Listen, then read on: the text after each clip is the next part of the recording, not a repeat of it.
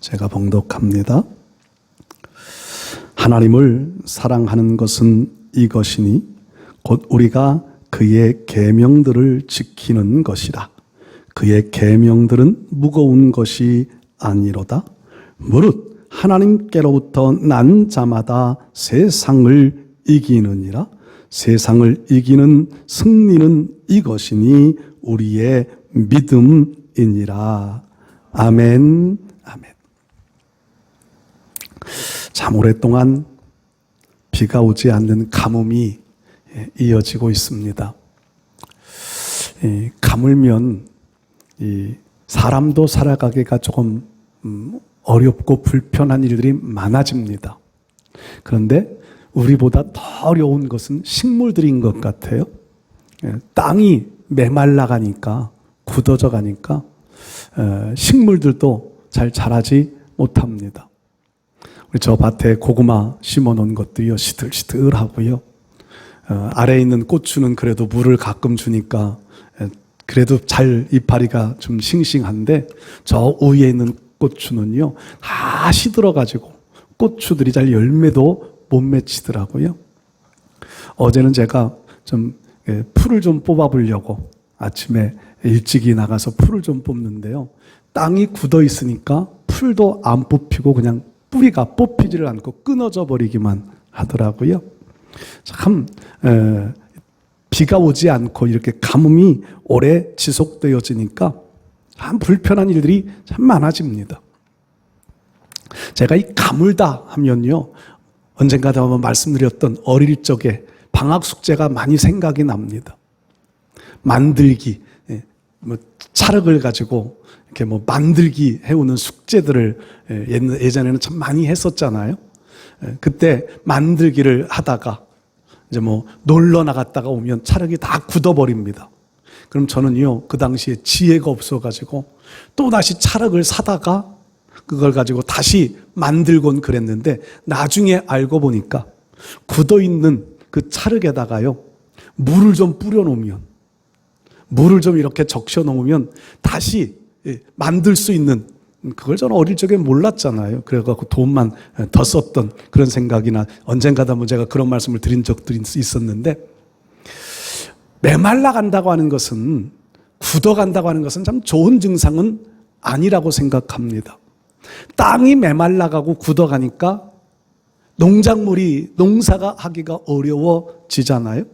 우리 심령이 메말라가도 하나님 앞에 아름답지 못한 모습들이 많이 나타나리라고 생각합니다.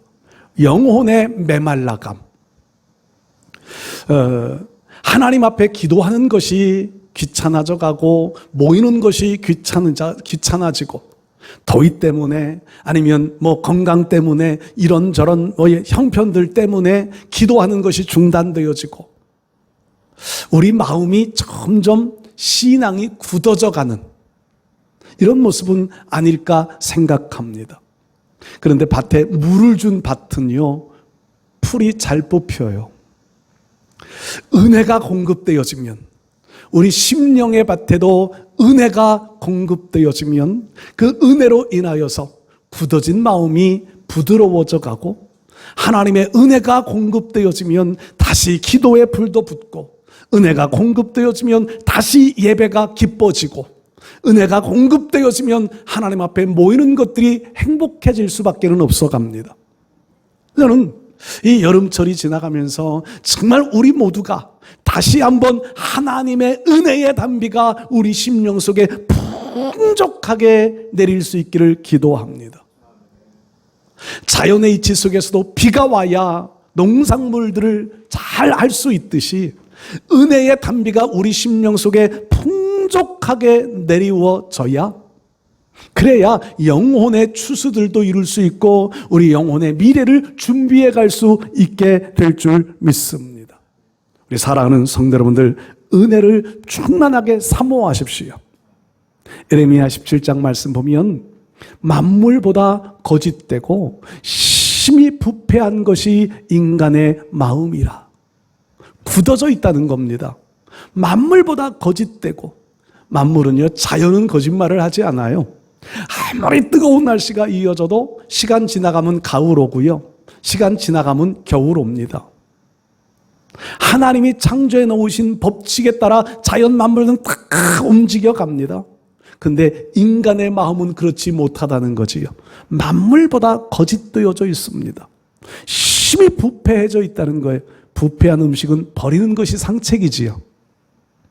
그래서 성남 어디에선가 김밥집에서 김밥을 잘못 팔아가지고 그 김밥이 300몇십 명인가 식중독 걸렸다고 그러대요. 상한 음식은 버리는 게 최선이잖아요. 근데 우리 심령이 부패되어져 있으면은요, 하나님 앞에 버림받을 수 있다고 하는 두려운 마음도 가져야 합니다. 그래, 부패되지 않으려면 은혜가 공급되어져야만 하는 거지요. 여러분, 오늘 우리가 하나님 앞에서 참된 믿음 가지고 살아가는 신앙인이 되어져야 합니다.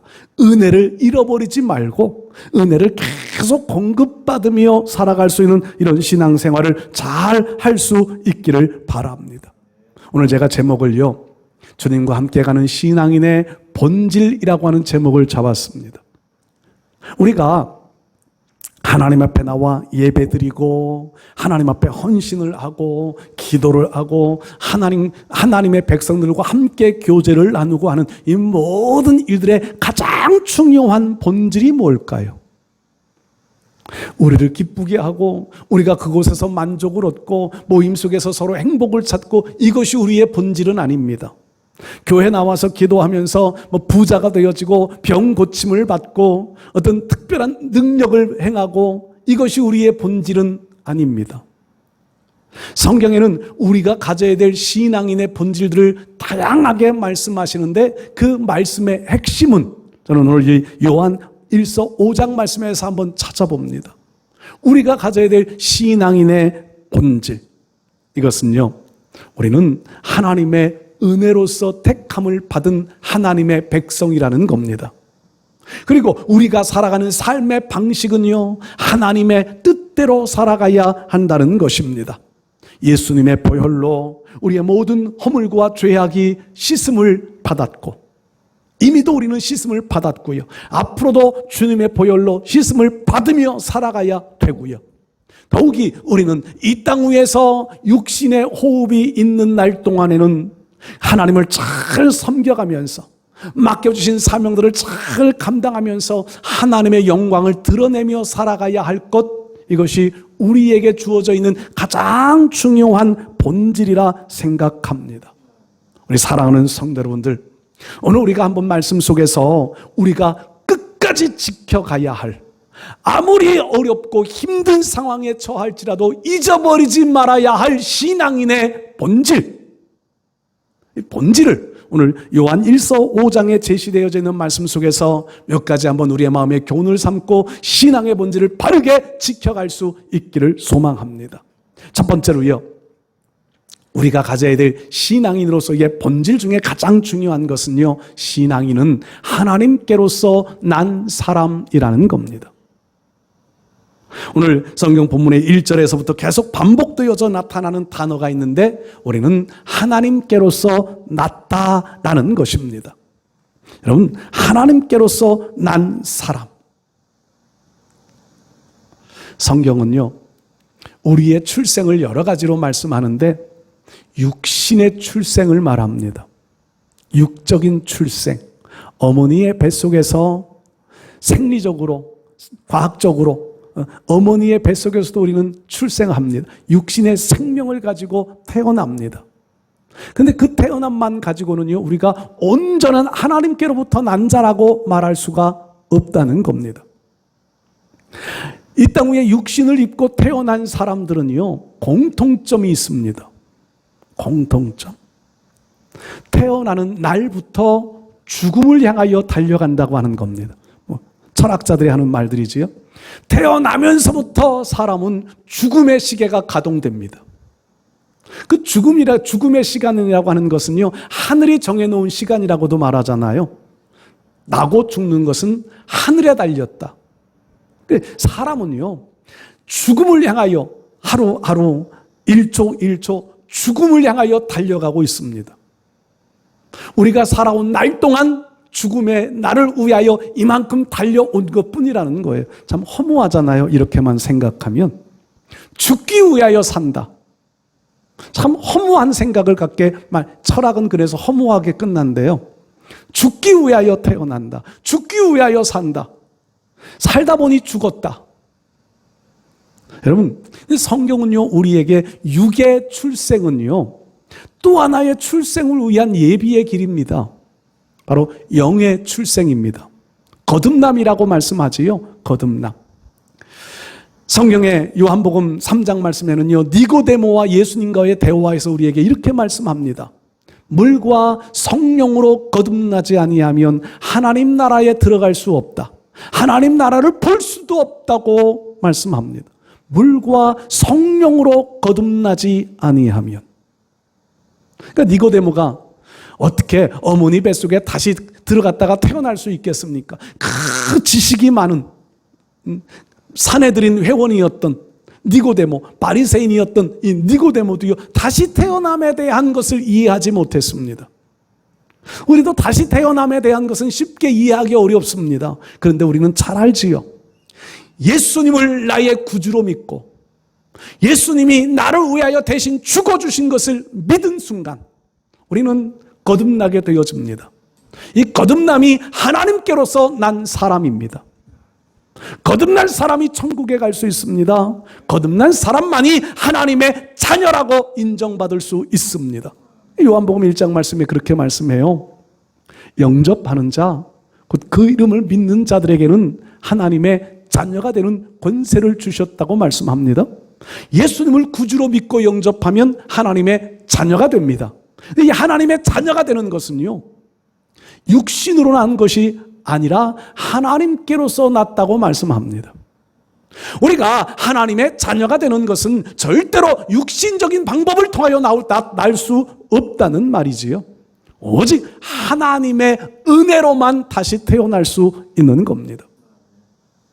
여러분, 아까도 제가 은혜를 잠깐 말씀을 드렸는데, 은혜가 마음속에 고갈되어지면은요, 자꾸 마음이 굳어져 가요.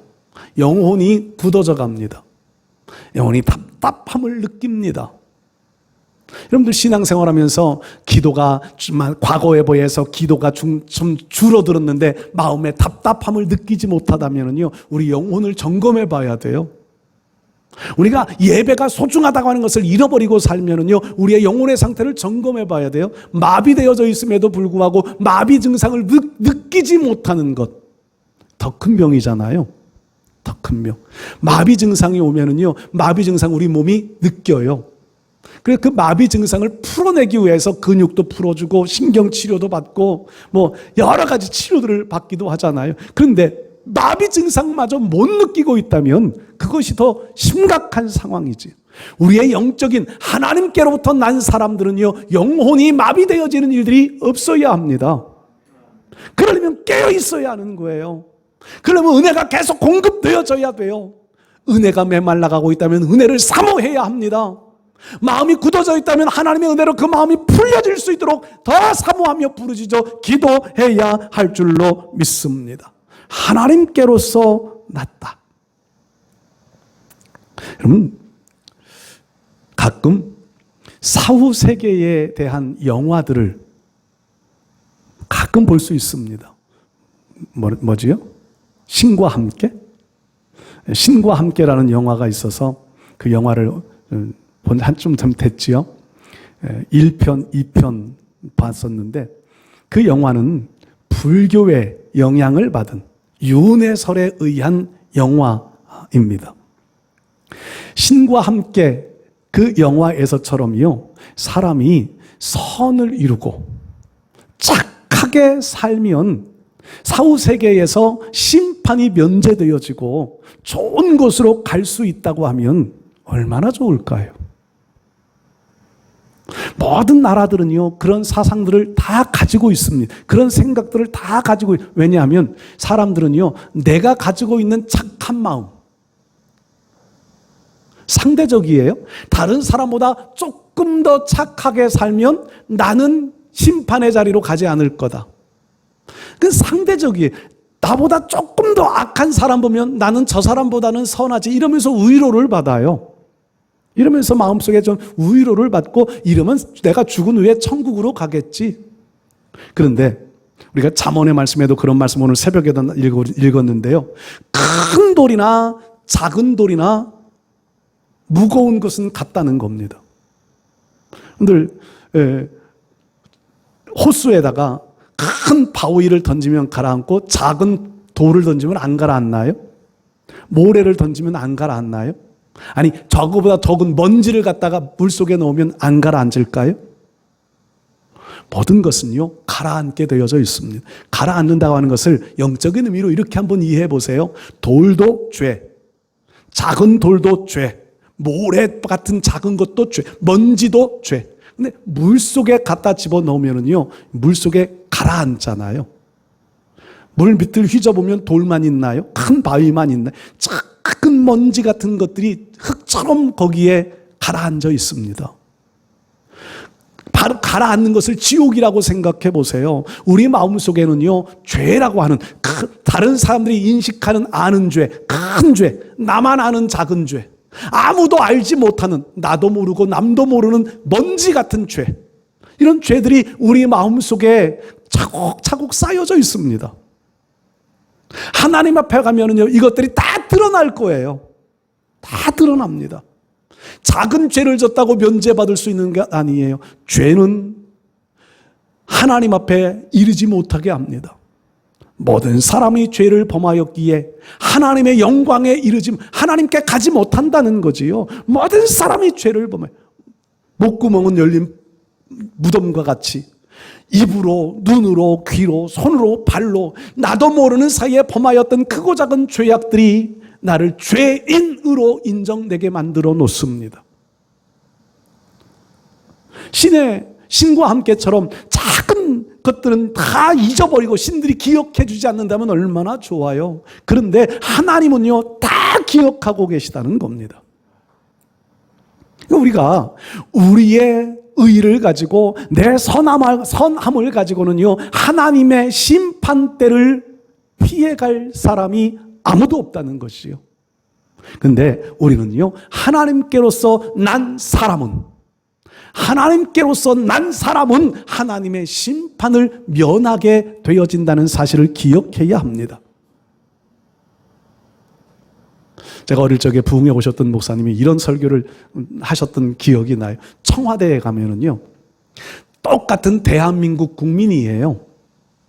근데 청와대에 가면은요 들여보내주지를 않아요. 여러분들 청와대 한번 가보셨나요? 전 구경하러 한번 가봤는데 정문 앞까지도 못 가봤어요. 바리케이트가 쳐져 있어가지고. 그런데요 아무 때나 들어갈 수 있는 사람들이 있습니다. 청와대에 출입증을 가지고 있는 사람들, 그 출입증을 가지고 있는 사람은요 아무 때나 들어가지요. 거기에 그보다 더 중요한 것은요 거기에 살고 있는 지금 주인처럼 살고 있는 대통령의 자녀들은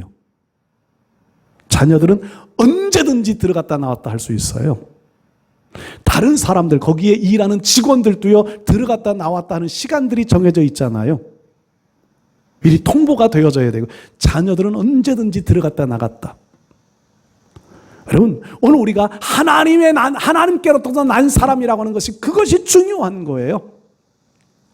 대통령의 아들들이 청와대를 마음대로 들어갔다 나왔다 할 수 있는 것처럼 오늘 우리가 하나님께로서 난 사람만 천국에 들어갈 수 있는 자격이 주어진다는 사실입니다. 하나님께로서 난 사람만 하나님 앞에 가까이 나갈 수 있습니다. 이게 신앙인이 가져야 될 본질이에요. 그래서 지금 우리는 나는 하나님께로서 난 사람, 하나님의 자녀로서 하나님의 자녀의 명분을 가지고 살고 있는지 그렇지 못한지를 우리 자신들은 늘 점검하며 살아갈 수 있어야 합니다. 교회 안에서 얼마나 많은 일들을 하느냐, 얼마나 많은 시간을 예배하고 기도하느냐, 그보다 더 중요한 본질들은요 내가 지금 하나님의 자녀로 살고 있느냐 하는 겁니다. 그런데 지금 하나님의 자녀로서 예배자가 되어서 있느냐 하는 거예요. 이것이 가장 중요한 본질입니다. 오늘 우리는 예수님의 은혜를 헛되이 만들지 말아야 합니다. 우리는 예수님의 십자가의 은혜로 인하여서 하나님께로서 난 하나님의 자녀가 되었다고 하는 이 본질, 이것 잊어버리면 우리는 가짜 신앙이 될 수밖에는 없을 겁니다. 두 번째로요, 우리에게 가장 중요한 본질 중에 또 한 가지는 우리는 하나님을 닮아가야 할 사람들이라는 겁니다. 하나님을 닮아가야 할 신앙인입니다. 아이들이 태어나는 집마다 가면 누구 닮았냐? 엄마 닮았냐? 아빠 닮았냐? 할머니를 닮았냐? 친정집을 닮았냐? 시댁집을 닮았냐? 제일 큰 관심사 아니에요? 누구를 닮았냐? 여러분들은 지금 누구를 닮아가고 계십니까? 아니, 누구를 닮으셨습니까? 우리가 하나님을 닮지 않았다면요, 우리는 참 큰 문제입니다. 요즘에는 DNA 검사 통하여서 친자 확인 같은 거 많이 하잖아요. 바람을 피워서 났는지, 딴 데서 데려왔는지 DNA 검사. 여러분들 DNA가 하나님의 DNA를 가지고 계신가요? 사탄이 와서 우리를 흔들어 볼 때 하나님의 자녀의 DNA를 내밀어 놓으실 수 있으신가요? 여러분, 하나님을 닮았다고 하는 것을 무엇으로 표현할 수 있을까요? 무엇으로? 여러분들은 하나님을 닮았다고 하는 증거를 무엇으로 내어놓으시겠습니까? 하나님은 우리에게 너희가 나를 닮았냐고 물어볼 겁니다. 근데 세상은 우리로 세상을 닮아가게 자꾸 이끌어갑니다. 세상 사람들이 살아가는 습관, 세상 사람들이 살아가는 삶의 방식, 이것에서 소외되어지면 마치 뒤처지는 것 같은 이런 느낌을 주는 시대로 지금 만들어져 가고 있습니다. 근데 오늘 우리가 예배하면서 하나님 앞에 정말 나와 예배자가 되어져 있으면서 하나님을 닮지 않았다면 큰 문제이거든요. 근데 성경은 하나님을 닮은 모습이 뭐냐라고 하는 것을 오늘 요한일서 5장의 말씀을 우리가 보면 나타나는데요. 3절에 보면 이렇게 말씀해요. 하나님을 사랑하는 것은 이것이니 우리가 그의 계명들을 지키는 것이라. 이 하나님의 계명을 지키는 사람이 하나님께로부터 난 사람이라고 말씀을 해요. 하나님을 계명을 지키는 자, 하나님의 사랑을 실천하는 자가 하나님께로서 난 사람이다. 다시 바꾸어 말하면 하나님을 닮았다라고 말하는 것이요, 하나님의 사랑을 가지고 살아가는 사람이라는 겁니다. 창세기에 하나님은 인간을 창조하시던 장면을 설명하는데 하나님의 형상과 모양을 따라 하나님께서는 인간을 창조하셨다고 말씀합니다. 여러 가지들이 거기에는 포함되어져 있을 거예요. 그리스 로마 신화 같은 데를 보면 신의 형상은 우리 인간과 똑같아요. 그렇죠? 신의 형상이 우리 인간과 같아요. 거기에 좀 저주받고 막 징계를 받으면 말 같은 모습도 나타나고 짐승 같은 모습들이 나타나기도 하지만 대체로 정상적인 신의 형태는 인간과 똑같아요. 성경의 영향을 받아서 그렇지 않을까? 근데 신이 인간을 닮은 건가요? 인간이 신을 닮은 건가요? 가끔 우리는 누구 닮았다 그러면 기분 나빠. 걔가 나를 닮았지. 이런 표현들을 쓰기도 하는데, 인간은요, 철저하게 하나님의 형상을 닮아가야 할 줄로 믿습니다. 그 형상은요, 신학적으로는 여러 가지를 말해요. 인간이 가지고 있는 품성도 말하기도 하고, 거룩이라고 하는 속성을 말하기도 하고, 영원히 살고 하나님은 영원히 계시신 분이니까 그 형상 때문에 인간은 영원히 살고 싶은 욕망들을 가지기도 하고. 근데 그보다 더 귀한 것은요, 하나님의 형상은 사랑을 가지고 있어야 한다는 겁니다. 요한일서의 가장 중요한 핵심이 사랑이에요. 우리가 먼저 하나님을 사랑한 것이 아니라 하나님이 먼저 우리를 사랑하셨다.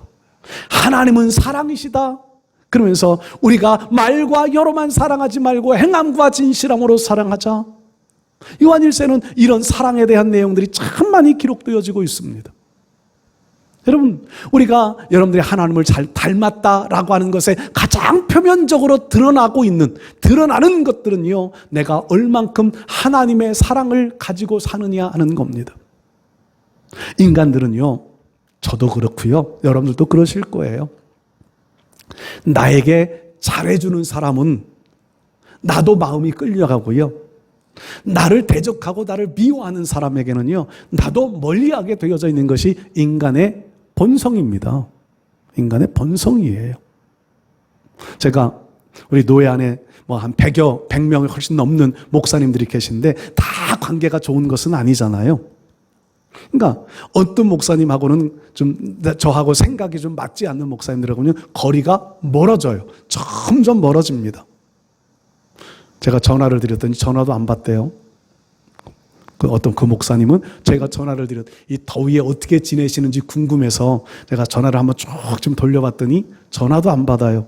또 드렸는데도 또 안 받아요. 또 했는데도 또 안 받아요. 아, 이분이 나를 피하는구나. 그분은 어쩐지 상황은 어떤지 모르겠는데 전화를 안 받으니까 제 마음속에는 마음이 그렇게 들더라고요. 아, 이분이 나를 피하는구나. 어느 분은요, 전화를 드렸는데 안 받았어요. 근데 금방 전화가 또 와요. 전화했는데 못 받아서 죄송합니다. 그러면서 금방 전화가 와요. 이런 분은 관계가 좋은 사람들이겠지요. 좋은 관계겠지요. 근데 전화를 해도 전화하지도 않고 받지도 않고, 그럼 뭔가 의심해 봐야 될 관계예요. 제가 전화를 쭉 해가면서 그런 생각을 해봐요. 이건 의심을 좀 해봐야 될 관계구나. 하나님과 우리와의 관계도요. 하나님이 우리에게 계속 전화를 해요. 야, 좀 기도 좀 해라. 야, 좀 나하고 가까이 좀 하자. 나한테 좀 가까이 와라. 계속 전화를. 근데 우리가 계속 씹어요. 애들 말 씹어요. 하나님과 우리와의 관계는 멀어져 갈 수밖에 없을 겁니다. 하나님과 우리와의 관계가 가깝다고 하는 것은요, 우리가 하나님이 우리를 사랑하시듯이 우리도 하나님을 사랑하는 겁니다. 그게 하나님과 가까운 것이고요, 그게 하나님 닮아 있는 모습이에요. 우리 사랑하는 성도 여러분들, 하나님의 사랑을 실천하며 살아가실 수 있기를 바랍니다. 하나님께로서 난 자가 구원의 사람이라면 하나님의 사랑을 마음에 품고 그 사랑을 실천하며 살아가는 사람은 구원받은 백성의 열매입니다. 하나님은 우리에게 열매를 찾으신다고 말씀하잖아요. 열매. 이파리만 무성한 무화과 열매는 주님으로부터 저주를 받았습니다. 이파리만 무성하면 우리들도 그렇다는 거잖아요. 열매가 없으면 주님으로부터 책망을 받아요. 근데 그 열매는요, 하나님을 닮은 열매가 우리에게 맺혀져 있어야 합니다. 내가 맺고 싶은 열매가 아니에요. 하나님이 찾으시는 열매, 하나님이 기뻐하시는 열매여야 합니다. 그 열매는 하나님을 닮아가는 열매입니다. 오늘 성경은 그것을 사랑이라고 말하고요, 그 사랑, 하나님을 향한 사랑은요, 계명을 지킴으로 나타난다고 말씀해요. 하나님의 말씀들을 믿고 그 말씀을 지키며 살아가는 것, 이것이 하나님을 사랑하는 것이라고 말씀합니다. 여러분, 하나님을 사랑함으로 하나님을 닮아가는 신앙인의 모습을 잘 지켜 살아가시기를 바랍니다. 또 한 가지요, 주님과 함께 가는 신앙인으로서 꼭 가져야 될 본질, 꼭 가져야 될 우리의 마음은요, 신앙인은 세상을 이기는 사람이라는 겁니다. 아니, 이미 이긴 사람이라고 성경은 말씀합니다. 4절에 그렇게 고백하잖아요. 하나님께로부터 난 자마다 세상을 이기느니라. 세상을 이기는 승리는 이것이니 우리의 믿음이라. 세상을 이길 수 있는 사람, 그것은 믿음 가진 하나님께로서 난 사람이 세상을 이기고 예수님을 믿는 믿음 때문에 이긴다는 겁니다. 히브리서 11장 말씀 보면 믿음의 선배들을 쭉 기록합니다. 믿음의 선배들을 쭉 기록해가면서 11장 마지막 부분 38절인가요? 마지막 부분을 가면 이런 사람은 세상이 감당하지 못하느니라. 그들의 믿음의 삶의 수준들은 다 달랐습니다. 환경도 달랐습니다. 시대도 달랐습니다. 아벨로부터 시작해서 예수님 당시에 십자가의 부활을 증언하다가 고통을 당하며 환난 속에 순교를 당했던 사람들에 이르기까지 많은 사람들의 이름이 거기에 거론되어지고 있는데, 핵심은 그거지요. 그들은 믿음을 가지고 살았던 사람들입니다. 저는 그 히브리서 11장을 말씀할 때에 늘 이렇게 말씀드려요. 구약에 있었던 아벨에서부터 에녹으로, 노아로, 아브라함으로 수많은 믿음의 사람들이 거론되어지는데 그들이 가졌던 믿음이 뭐냐? 그들이 가졌던 믿음이 뭐냐? 하나님께서 보내주실 메시아를 바라보는 믿음이었다고 저는 그렇게 설명합니다. 그리고 신약의 시대에 그들이 순교를 당했던 그들의 믿음이 뭐냐? 예수님 십자가에서 죽으시고 부활하시고 승천하신 그 예수님을 믿는 믿음 때문에 그들은 담대하게 그 주님을 증거하다가 목숨 내어 놓았던 사람들이라는 거예요. 핵심은 예수님 바라보는 믿음이었습니다. 그래서 히브리서 12장에 넘어가면서 믿음의 주요 온전케 하시는 예수님을 바라보자. 예수님 믿는 믿음이에요. 그 믿음이 세상이 감당하지 못할 사람들로 만들어 놓았습니다. 우리도 살아가는 세상이 힘들고 어려운 세상임에는 분명합니다. 질병이 창궐해져 가고 서로가 불신의 시대가 되어져 가고 기독교 핍박의 시대가 되어져 갈 겁니다. 그렇지만 이런 시대에도요, 예수님 바라보는 믿음, 그 믿음이 세상을 이기게 만들어줍니다. 요한복음 16장에도 그렇게 말씀하잖아요. 너희가 세상에서 환난을 당하나 담대하라. 내가 세상을 이기었노라. 예수님이 이미 세상을 이겨놓으셨다고 말씀해요. 그리고 우리를 향하여 믿음 가지고 담대하라고 요구하십니다. 우리 사랑하는 성도 여러분들, 아무리 힘들고 어려운 일들이 찾아와도 우리는 이미 이기신 예수님 따라가고 있습니다. 우리는 세상을 이긴 사람이에요. 앞으로도 이길 사람들입니다. 그리고 우리는 면류관의 자리에 세움받게 될 줄로 믿습니다. 다윗이 골리앗을 이긴 것은요, 힘 때문이 아니지요. 전투력 때문이 아닙니다. 다윗이 골리앗을 이겼던 것은 무기 때문이 아닙니다. 그것은 믿음 때문이었습니다. 제가 언젠가도 하는 말씀드렸지만은요, 골리앗은 지금 투구도 쓰고 있고 방패도 받은 사람이 앞에 서 있고 무기 든 사람도 주변에 있고요. 완전 무장을 하고 그 거구가 말을 타고 쫓아오고요. 다윗은요, 아무것도 가지지 않았어요. 사울이 준 갑옷도 벗어놓았고 투구도 쓰지 않았고 칼도 가지지 않았던 것 같지요? 가지고 있는 것은 물맷돌 5개예요. 그 5개를 다 쓰지도 않아요. 하나 던졌어요. 하나. 근데 그 하나가요, 하필이면 왜 여기 이마에 박혔을까요? 하고 많은 중에 투구도 쓰고 있었을 텐데. 그러니까 어느 목사님이 주일학교 설교하듯이 설교를 하시면서 말 타고 이렇게 달려가니까 말이 출렁출렁 되니까 갑옷이 벗어졌다 쓰졌다 벗었다 쓰졌다. 그런데 그 타이밍, 하나님이 그 타이밍에 딱 거기에 맞춰서 타이밍 맞추신 분이 하나님이라고. 근데 그게 왜 그렇게 저는 은혜가 되든지요. 타이밍, 하나님이 이기게 만들어주신 거라는 사실이잖아요. 골리앗의 무기 때문에, 전투력 때문에, 힘 때문이 아니라 우리가 세상을 이기는 것도 마찬가지라는 거잖아요. 세상은 골리앗과 같습니다. 우리 힘으로, 우리 전투력 가지고, 우리가 어떤 가진 재능 가지고 세상을 이길 수가 없어요. 비교 대상이 되어지지 못합니다. 그런데 이길 수 있는 방법은 단 한 가지, 믿음이에요. 하나님이 우리와 함께 하신다고, 하나님이 우리를 이기게 만들어 주신다고요. 주님이 이미 이기셨기 때문에 우리로 이기는 자로 만들어 가신다고 하는 믿음입니다. 하나님께서는 난 사람들은 이 믿음 가지고 살아가야 돼요. 여러분, 질병이 창궐한 시대라 할지라도 하나님이 주시는 믿음으로 이기고 우리는 천국 간다고 하는 믿음 가지고 승리하실 수 있기를 바랍니다. 우리는 신앙인은 이 신앙의 본질들을 잘 지켜야 돼요. 다른 것들은 다 잊어버리고 살아도 아무 상관이 없어요. 기도에서 은사를 받았는데 은사를 잃어버렸느니 찾았느니 그러잖아요. 은사는 잊어버려도 괜찮아요. 근데 잊어버리지 말아야 될 것은요, 우리는 하나님의 자녀라고 하는 겁니다. 우리는 하나님을 닮은 하나님의 백성이라는 거예요. 주님이 세상을 이긴 것처럼 우리도 우리에게 주어진 삶의 환경을 이길 수밖에 없는 믿음의 사람으로 살고 있다고 하는 이 확신, 이것을 꼭 간직하고 살아가셔서 믿음의 승리자로 면류관의 자리에 설 수 있는 우리 모두 되실 수 있기를 주의 이름으로 축복합니다.